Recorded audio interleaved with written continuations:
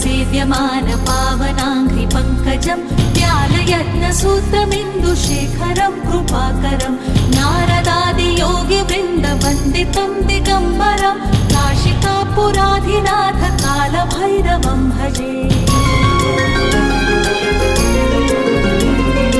भानुकोटिभास्वरं भवाब्धितारकं परं नीलकण्ठमीप्सितार्थदायकं त्रिलोचनं कालकालमम्बुजाक्षमक्षशूलमक्षरं काशिकापुराधिनाथ कालभैरवं भजे।